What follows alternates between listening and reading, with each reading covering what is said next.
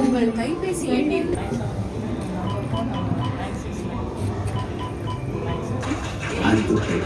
சரியாக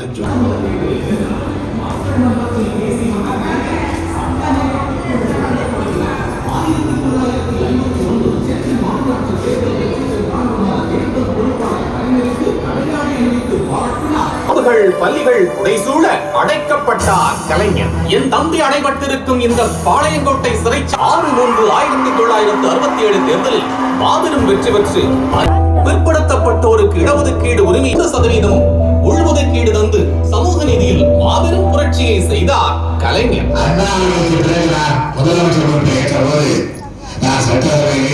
உருவாக்கினார். குடும்ப சொத்தில் பெண்களுக்கு உரிமை, திருமண நிதி உதவி, 33% இடஒதுக்கீடு, அரசு பணிகளில் 30% இடஒதுக்கீடு என மகளிர் நலன் காத்தார் கலைஞர். இந்த காரியத்திற்கு இந்த ஆட்சி எல்லா வகையிலும் நிதியை எப்படி உருவாக்கினார். தென்குமரி கடலில் ஐயன் திருவள்ளுவருக்கு வானுயர சிலை அமைத்தார் கலைஞர். அறிஞர் அண்ணாவுக்கு 100 விழா கண்டார். அவரது நினைவாக சென்னையில் நூலகம் அமைத்தார். தமிழ் மொழியை செம்மொழியாக்கி அன்னை தமிழுக்கு அணை சேர்த்தார் கலைஞர். சமதர்ம நோக்கு இவை மூன்றும் தான் தன்னுடைய ஆட்சியின் இலக்கணமாக சொன்னார் முதல்வர் கலைஞர். அந்த வழியில் ஆட்சி நடந்தது. தமிழ்நாடுக்கும் தன் சாதனையா நிறைந்தவர் உரிமைகள் பேசி போற்றும் தலைவர்.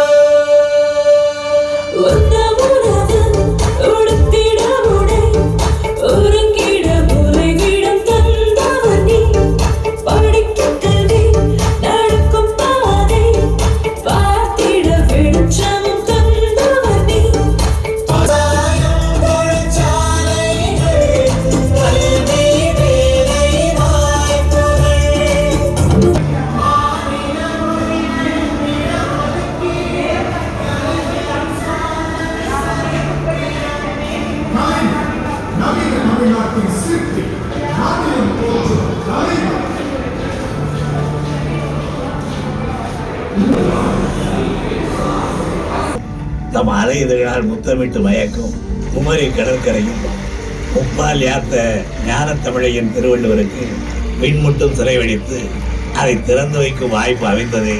அந்த வாய்ப்பு என் வாழ்நாளில் என் நினைப்புக்கும் உழைப்புக்கும் கிடைத்த வரமல்லவா. தமிழ்நாட்டின் மற்றும் தமிழ்நாட்டு மக்களின் வளர்ச்சிக்காக அணைக்கட்டுகள், பாலங்கள், பள்ளிகள், கல்லூரிகள், அண்ணா 100 நூலகம் என ஏராளமாக உள்கட்டமைப்பு வசதிகள் மேம்படுத்தப்பட்டன. மேலும் சமூக மேம்பாட்டிற்காக முற்போக்கு சட்டங்கள், மக்களை முன்னேற்ற திட்டங்கள் என தமிழ்நாட்டை வளம் குளிக்க செய்யும் வண்ணம் பல சாதனைகளை எனது தலைமையிலான கழக அரசு சாதித்துள்ளது.